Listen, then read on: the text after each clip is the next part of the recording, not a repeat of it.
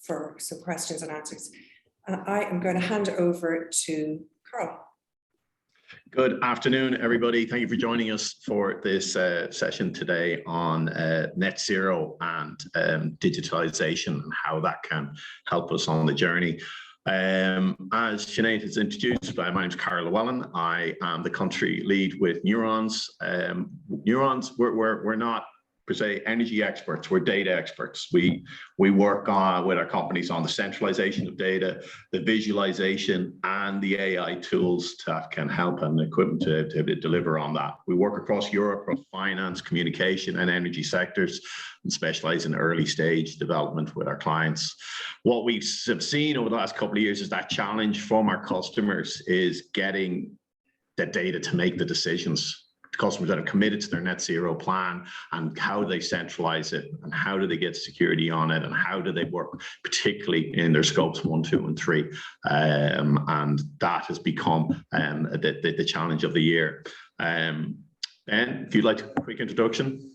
Hi, yeah, thank you, Carl. I'm Ben Churchill, Chief Strategy Officer for Cool Planet. I'm delighted to be here working with Neurons to talk about digitalization and decarbonisation and how they can work together.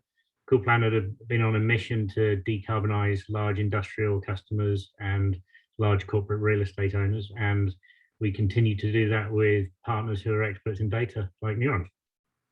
Yes, that's the combination here. Is really it's the data and the energy expertise to be able to help you as customers achieve your goals. We expect the session to last about 40 minutes for questions. What you'll get out of today is we'll talk about digitization and digitalization, defining the challenge as we see it for organizations, looking at a kind of the simple 3-step solution in terms of breaking down the building blocks for you, and a step into kind of digital twins and what their role, vital role, is in helping you to achieve that net zero target. Well, one thing that we want to be clear on is everyone on this call, we're assuming you're already on the bus. We're not here to convince you that net zero is a good thing. We're not here to say you should be doing it. You already know that. And one graph which was interesting to me is that thankfully this is not a greenhouse gases graph over the last 12 months. This is just showing at enterprise level on earnings calls how much the expression climate change, global warming, and ESG is coming up. So we are seeing that leadership is now bought in. There is budget, there is time allocated to the delivery of net zero targets and net zero goals within every organization. So really it's a matter of how do we start this? How do we achieve it? What's the perfect plan in terms of this, and what role can the digitalization play? So Ben, first question, right? What is the difference between digitization and digitalization? It's a great question, Carl, and I have to confess I did have to look it up. So digitization is converting something into a digital format, whether that's a meter reading or a piece of process information.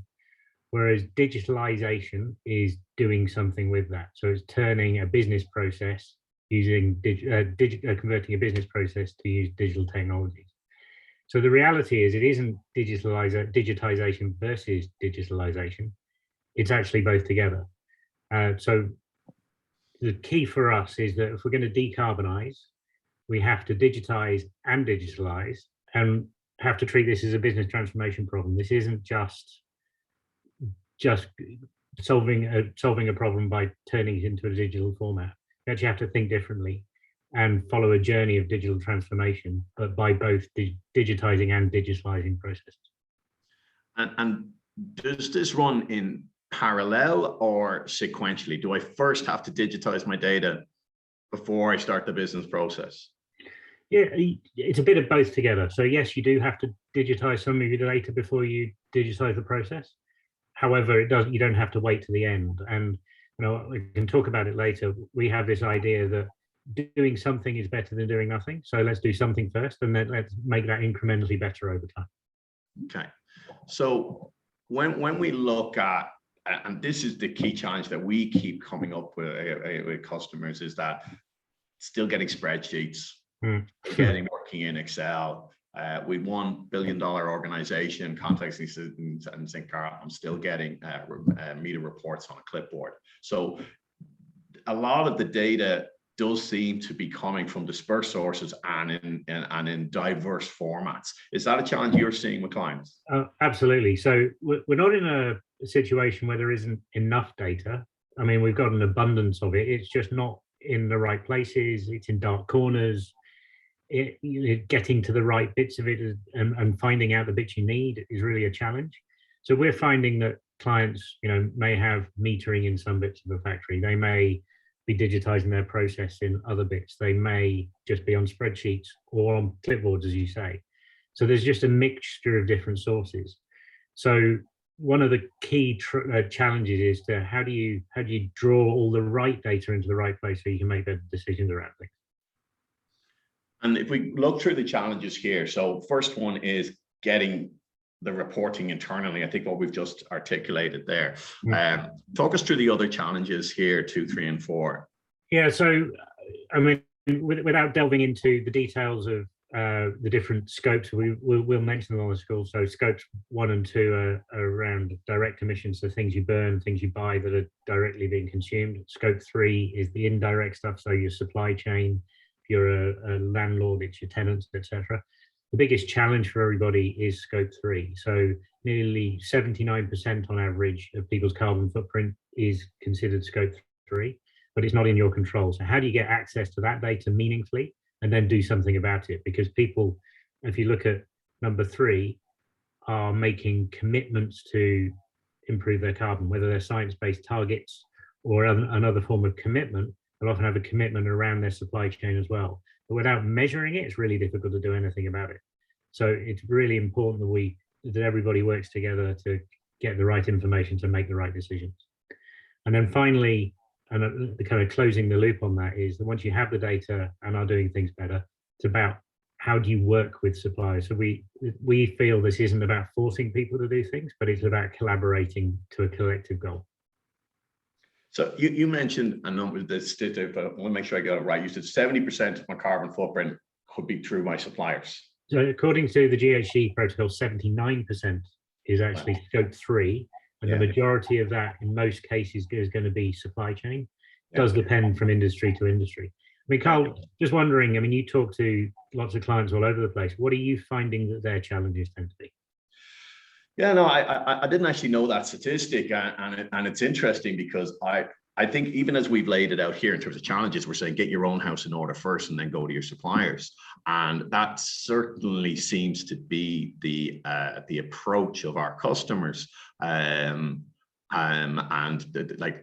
an element, I think, of postponement of scope 3 as to we'll deal with that when we get to it, and I'm wondering, I think it's how much of can we actually get this all done or start, set the foundations for all scopes at the same time, rather than sequentially working out our scope 3. But we're certainly seeing with clients that, as I said at the start of the call, that it's a very serious topic for them and something that they want to apply to. But I think there's also a realization that, although net zero can be seen as more of a stick than a carrot, there are all the other benefits start to come to the fore. So you've got, the economic benefit now that you have less carbon tax and less cost given energy prices this year and today in particular, but you've got that sustainability cost, and that means, well, hang on, if I'm optimizing my asset, that means the life of the asset is longer, which means the carbon footprint of it is less. Yeah. But also I'm getting better value for my products. And then the environmental effect is we're all much more conscious of it. So I see it like those 3 big issues: economic, sustainability, environmental, are very important things. And that's before we go into the brand values of having a sustainable plan. It's just so important to organizations. And it really has changed. I mean, I joke, we spent 12 years being called Crowley Carbon and no one cared about carbon. And we changed our name to Cool Planet and suddenly everybody cares about carbon. But you only have to look, in the last 12 months, carbon prices have gone from €5 a ton to €100 a ton. So if you're a big emitter, you are committed to the cap and trade scheme in Europe, and that's being and the freebies are being phased out. So come 2023, They're going to start putting carbon borders in. So if you're importing from outside, you're going to be stuck with bills. So the economic incentives are very real now about carbon, not just about energy efficiency. Yeah.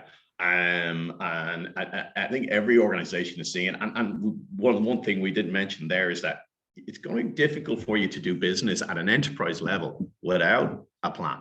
Like we're seeing the firms like SmartForce, Tesco, who are saying, look, oh, they want all their suppliers to have a credible plan. So really to stick the head in the sand and say, well, I'm putting this off till the last minutes of 2025 is really a fool's errand. So in working the challenges, it is about how do I get the data centralized?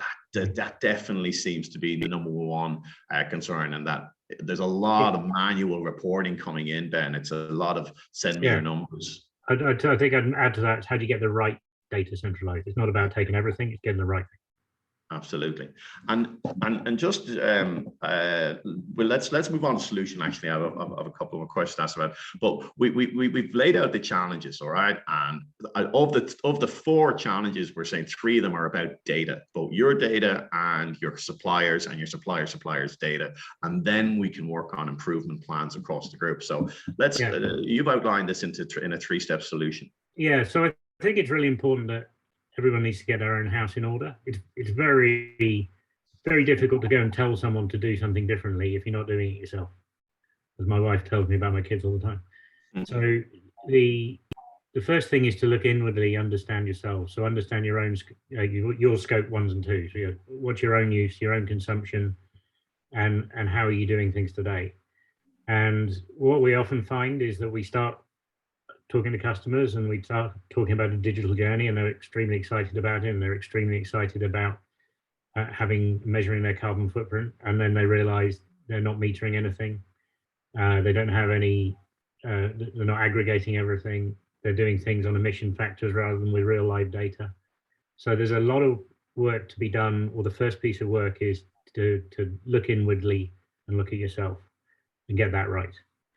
Then the second thing is scope 3, and we mentioned that's on average 79% of the problem, although we have customers where that's 98% of the problem.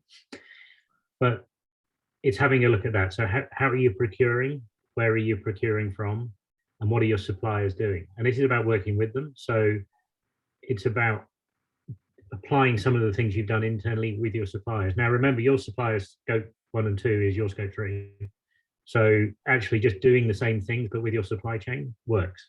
And we've got many examples of that working.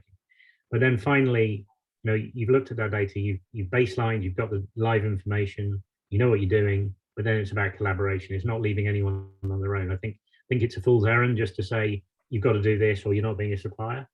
I think it's got to be much more collaborative than that. And the digitalization helps that, because you can show what you're doing and you can show what your supplier's baseline is and how they're consuming energy. It becomes much easier to collaborate and make a difference. If my supplier is, my supplier is based in China and is supplying me with steel bars, metal widgets, and all that, can I just say, look, that's not part of my problem. I'm drawing a line here, and I'm just taking it up from when it lands. Yeah, so that's called carbon leakage, and that's been a problem that's been going on since the emissions trading scheme came into Europe. Because basically, what people did say, I'm not going to pay whatever the carbon price is today. I'll just buy it from China. Yeah. But as of 2023, legislation's gone in for carbon borders, which is slapping a premium on that. So if you're buying from China and you can't evidence what that carbon footprint is, 40%, there you go. So it stops that carbon leakage. So that kind of outsourcing the problem is no longer going to be viable. And how auditable do those numbers need to be? Well, they need to be reasonably auditable, but whether you're doing that or something like another European scheme around ESOS, as long as you can justify the methodology behind it, it becomes much more transparent. This is why digital technologies become so important. So whether it's ESOS or whether it's the European trading scheme, understand your consumption, and let's digitize that, and let's understand what it's going to be in real time. Yeah. Understand what that means from a carbon perspective, because different sources have different carbon impacts. And then part of these schemes are always about, well, what's your plan? So it's not necessarily, no one's going to shout at you just because you've measured the problem and it's big. But they will start shouting at you if you don't have a plan to improve it and do something over time. Yeah, I think that's a very valid point, is that, know the true numbers, because you can improve against it. And I think a point that you made there is that, our scope 3 is their scope 1.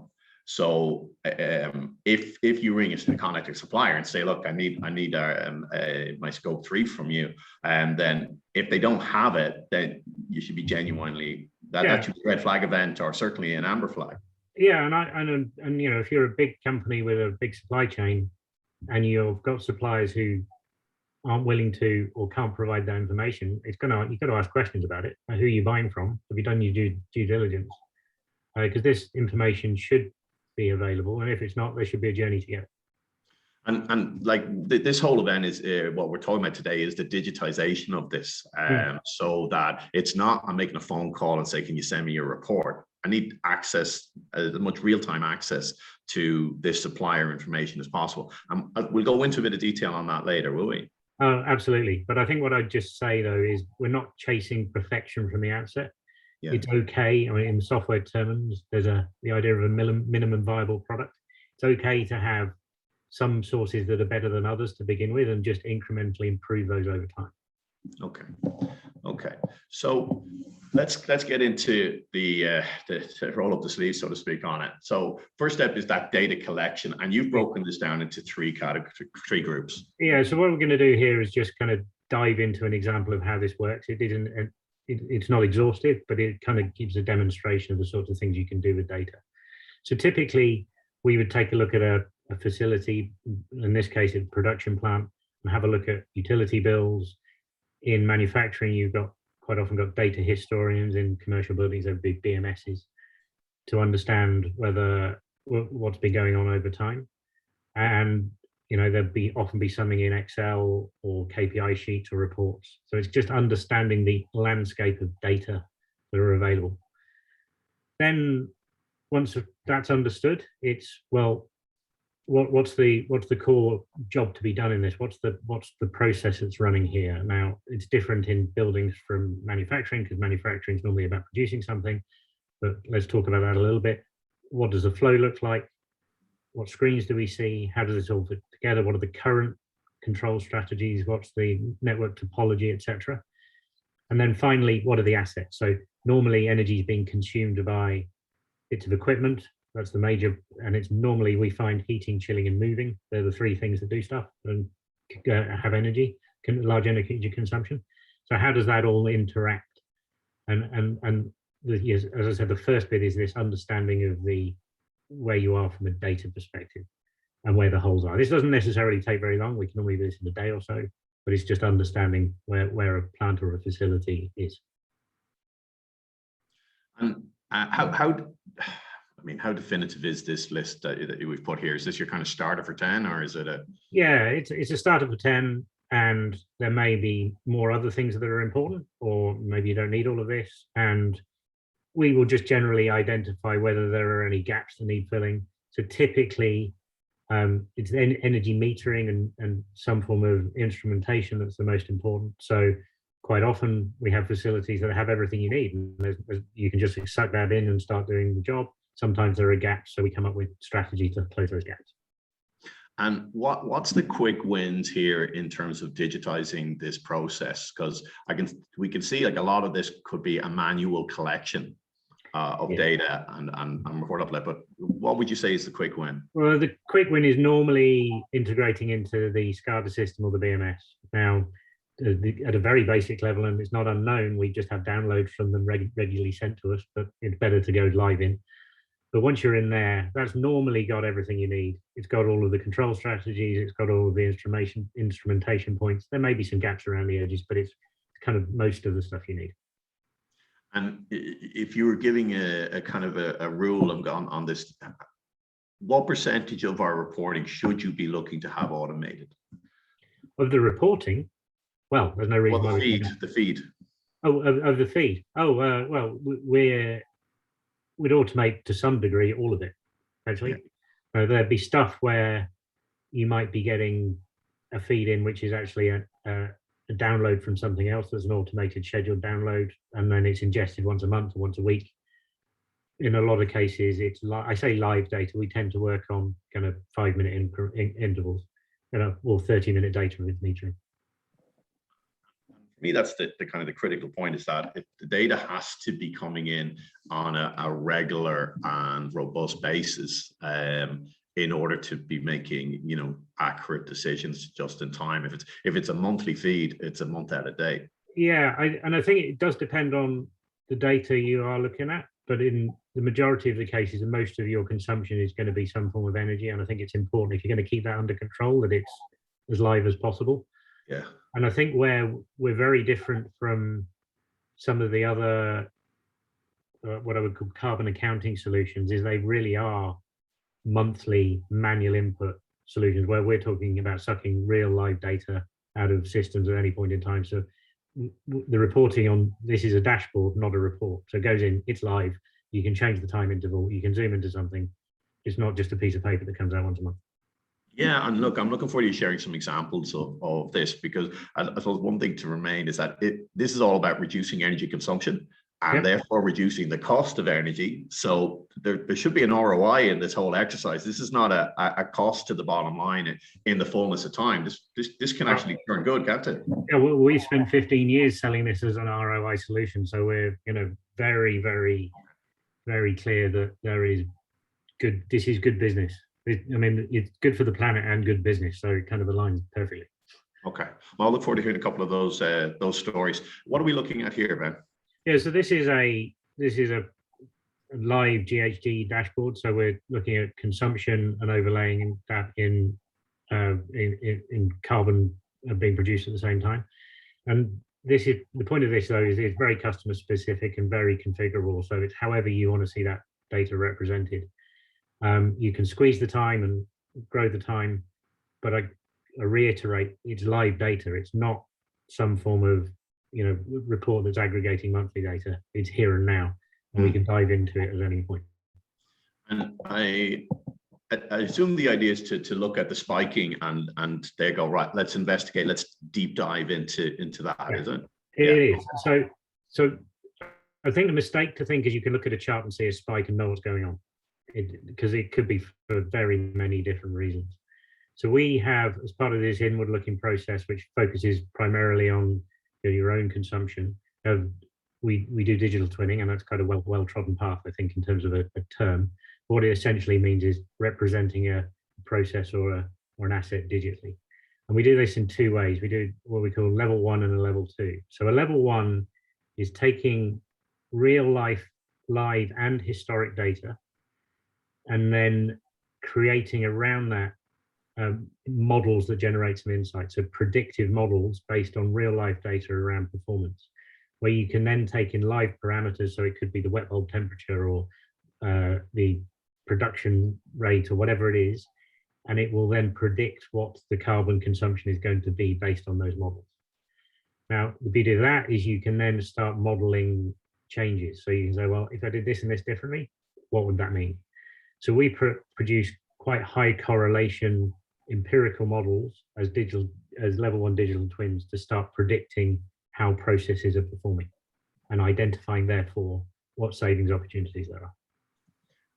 I think that's the critical thing about digital twins is it's not just another dashboard. It's not a representation of your data in a colorful format. It's that ability to do predictive modeling. If I do this, what changes? If I do this, what changes? Correct? Yeah, absolutely. And the beauty of that is that then you're dealing with things where you can then start going, well, I can change that, and this is going to be the result, and this is how much it's going to cost. Therefore, you can start making better decisions. Now, that's only one thing. So that's the first level. We also do what we call level 2 digital twins, which are what we call mechanistic models or first principle models, where we build actually a process and understand what it should be doing from all of the kind of science behind everything. Yeah. And you marry the two together and it starts becoming hugely powerful. So you can see what's really going on in the world and how your process is actually performing versus how it should be performing, and identify what that opportunity could be. And we've very recently with clients found a recent client where we found that one process should have been consuming 10 to 15% of their energy. It was consuming 40% of their energy. We did the theoretical model, and it should have been 15. The empirical model was showing 40. We realized that they were wasting energy in various components of it, and we were able to just close that gap completely. Then keep an eye on it afterwards. Very good. No, I mean, digital twin is a big space for us at Neurons too. I mean, one of our flagship engagements is with Talgo, the high-speed train networks in Europe and in the US. And initially that project was built around predictive maintenance, seeing when brakes needed repair, seeing when anything on within the whole train, the part structure needed replacement or viewing. What it's evolved into though is part of the net zero journey is looking at, well, the occupancy. I mean, why are we putting air cooling in a carriage which mightn't be fully utilized? Why, what about lights on? So always looking at the energy of each carriage and how can we optimize. And that's a key word which is coming up for us again and again and again with assets and infrastructure is optimization. Because as I said at the start of the call, if through data we can extend the life of something, we are by default reducing our carbon footprint for that product. Well, absolutely. And what I find brilliant about working with Neurons is that you're providing that kind of different angle on things. So we would normally only focus on the energy and what we can do and how we optimize a process, but you're bringing that expertise around how you do use that data to manage life cycle better. And that's just something we can wrap back into the product. Yeah, super. You got a couple of examples here of which we talked about earlier about ROI. So maybe we can dive into what we're seeing here. Yeah, so this is, again, a kind of bit more detail on what we were talking about before. So this is where we've taken the level 1 digital twin and the level 2 digital twin in this case, an edible oil plant. And by the way, no expert in any of this, so if I get any of this wrong, don't hate me.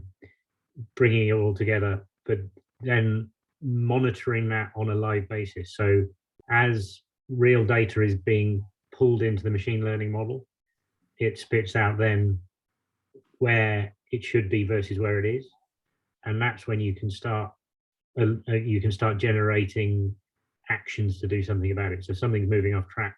Now we need to get hold of that and make sure that savings being locked in and not atrophying away. So about when I said you can't just look at a spike on a graph and assume something's wrong. All right, you don't know.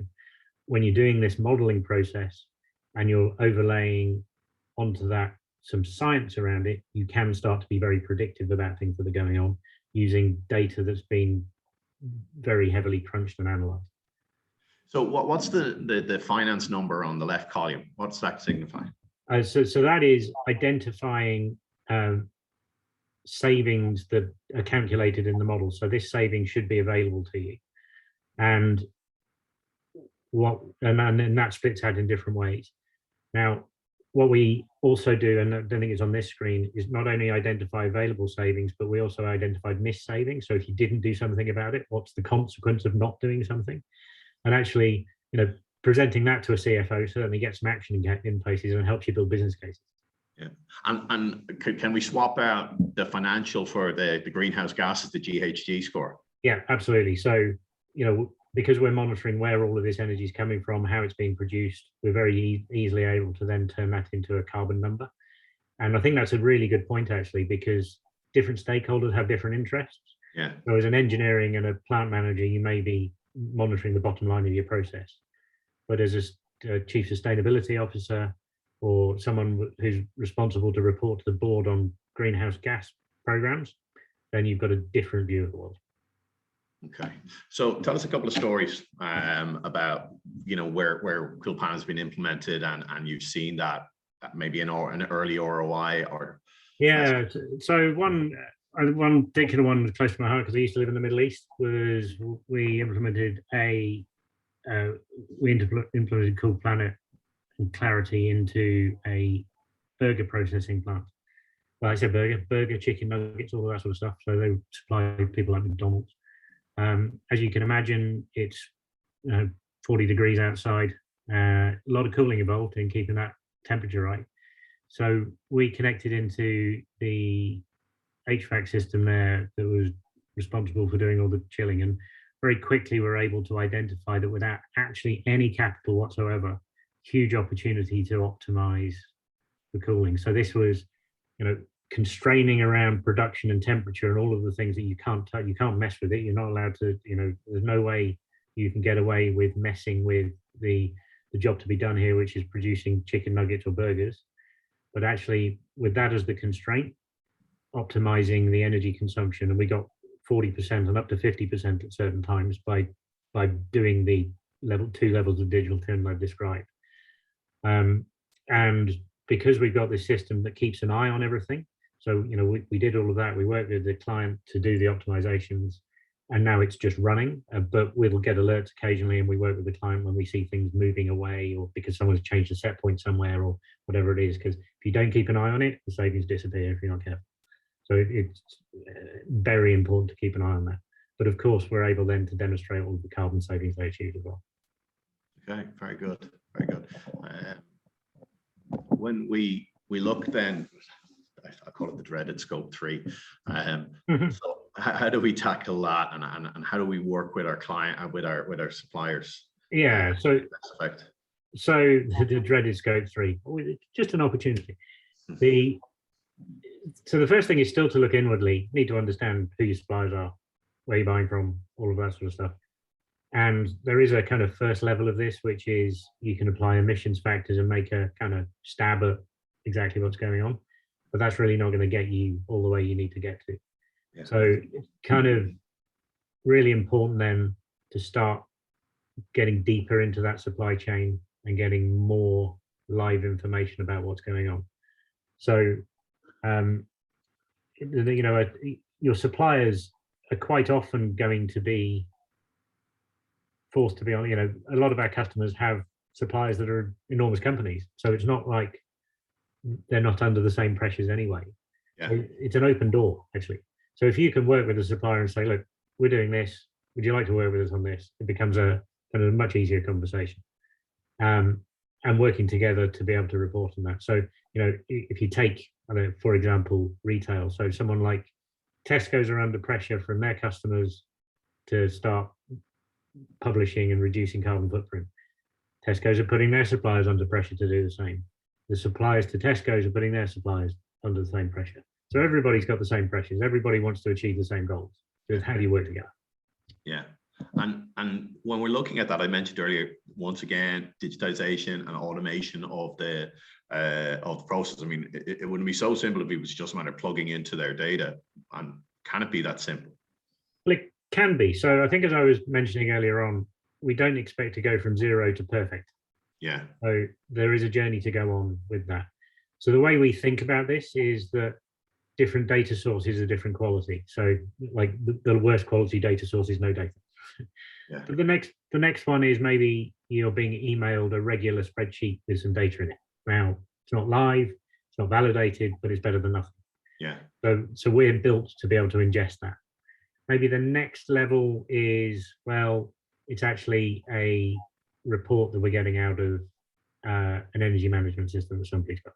Okay. So again, that's probably a bit better. So we can validate that data. It's live connected into meters, etc. Maybe not as regular as we want, but it's fine. Kind of the next level would be, well, actually, we're using clarity there, and they just talk to each other, and you can consume then, whether it's on a process level, a SKU level, or however is appropriate for that supplier, you can consume their carbon information into your reporting, and that can go up the chain as well. Okay. So as I said, there are steps of the stairs here, but the ultimate solution from your point of view is the boat using Clarity, which is Coolplanet's software. Yeah, and we're working at the moment on the kind of lighter touch models, because we don't expect everybody to go in and install new metering all over the place. Well, actually, maybe they should, but that's a different story. But we can't force an expectation. And maybe they've already got another system, and that's fine. We'll consume data in that as well. What are we looking at here? Yeah, so I think once you're connected in and you're looking at suppliers, well, it's a case of, well, let's have a deeper dive into what they're doing. What's the real time stuff that's going on? Because the more real time, the better you can affect it, and when we can start working with suppliers to improve. Okay, so once again, it's about what gets measured gets managed, isn't it? Well, exactly. And then it's about kind of a deeper dive into that. So you get better quality data. You can start benchmarking suppliers and see how they're comparing to other people, because quite often you might have multiple suppliers providing the same thing. You can identify where you see spikes in their consumption. You can identify and work with them and what their reduction plans are. But this is all stuff that they should be doing anyway. So Yeah. you know, this isn't. You're hopefully not going to get too much pushback. Yeah, yeah. You're just in terms of making it easier as well. I know, you know, and this is whether you're using Cool Planet or otherwise, really integrate with what's there is so important, isn't it? Look, I think it's just important to recognise that we don't want to just be another system that everybody rolls their eyes and go another system to log into. Yeah. And maybe we've been joined by some SAP people on the call, but you know, we talked to a lot of industrial customers. They're nearly all some way, shape, or form using SAP. And you know, guys they don't want another dashboard product to log into. So we're kind of very keen that we support whatever a client's overall data representation strategy is. So it may be SAP, it may be Power BI, whoever it is. It's just important that we can surface that data in the right way. So, you know, we're not suggesting you rip and replace, and this is the only window you get to look at this for. And I think it's important for you guys, if you're doing data and systems integration with people, that you're not forcing people to change where they don't need to. It's just another challenge. It's another hurdle. It's another friction point to achieve a goal of decarbonisation. That's where we want to get. So let's remove that as a problem. Yeah. Okay. Just for everyone on the call, we are going to finish on time, which is at the 45 past the hour. If you do have any questions, please put them into the chat, and I will get them. We'll do our best to answer them at the end. Ben, you remember the people.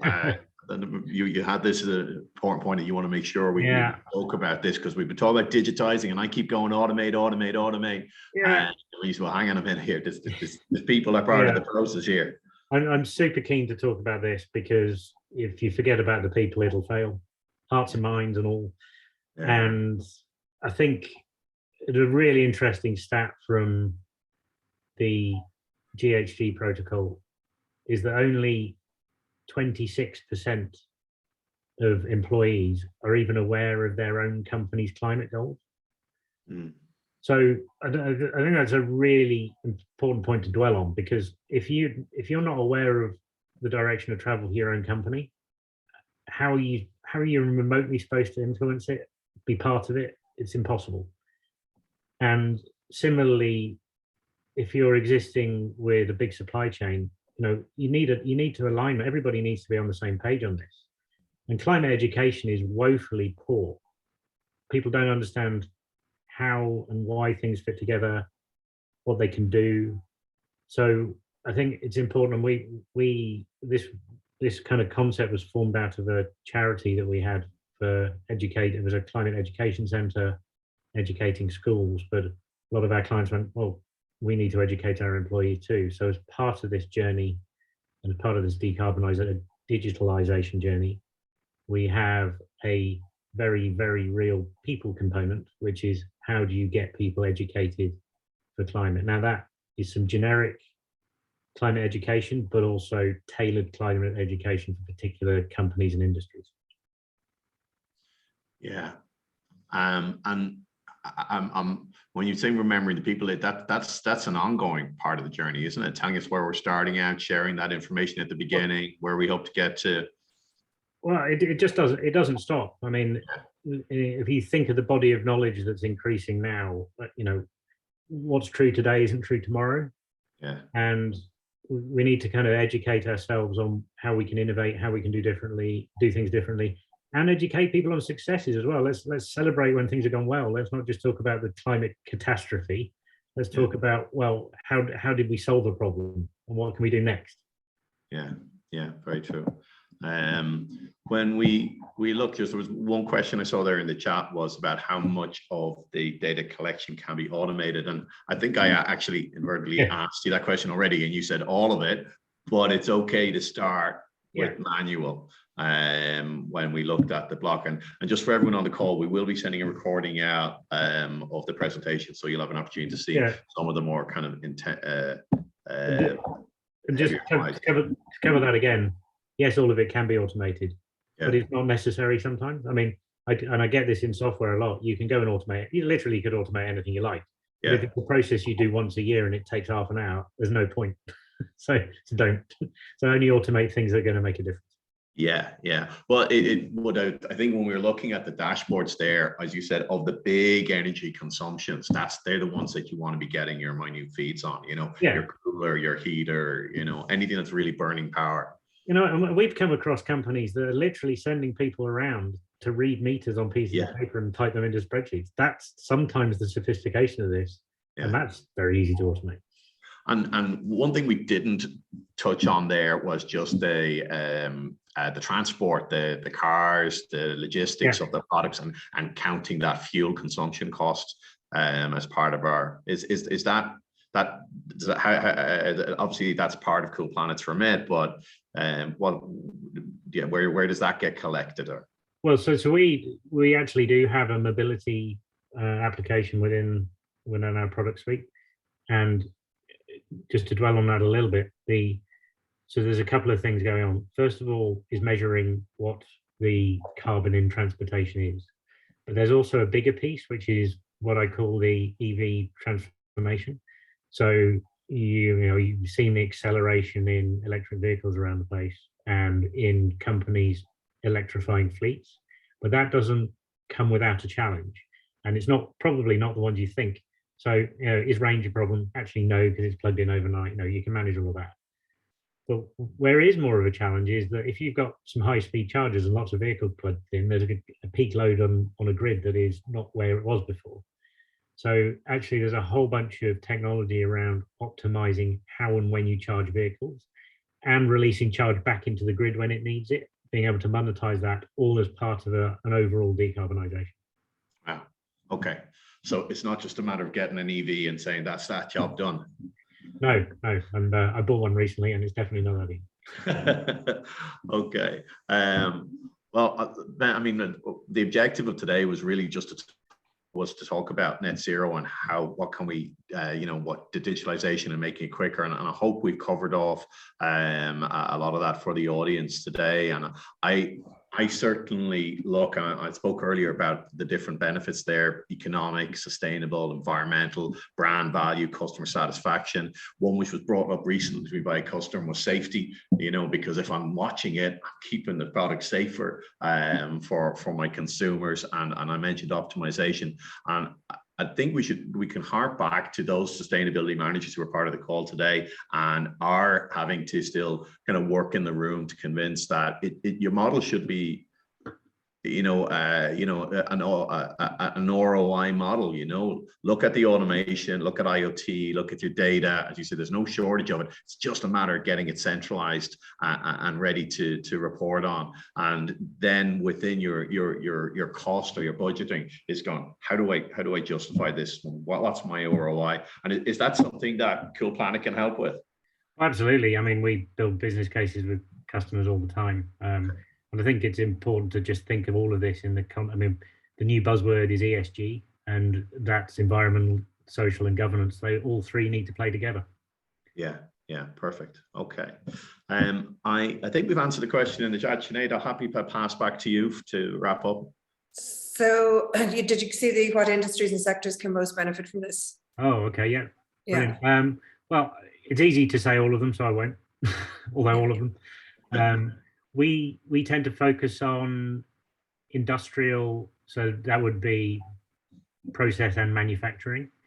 And a subset of that, we do a lot of food manufacturing, glass manufacturing, plastics, etc. So things that are quite intensive from an energy perspective. But we also do a lot of work in commercial real estate. So at a portfolio level, we wouldn't really do individual buildings very often, but we would work with large portfolios. Now, all of that said, that's us directly, but our partner organizations may service sectors that are not core business to us necessarily, but they can use the same techniques. Yeah, and we complement those sectors and also look into construction and retail as being key areas for us in Neurons.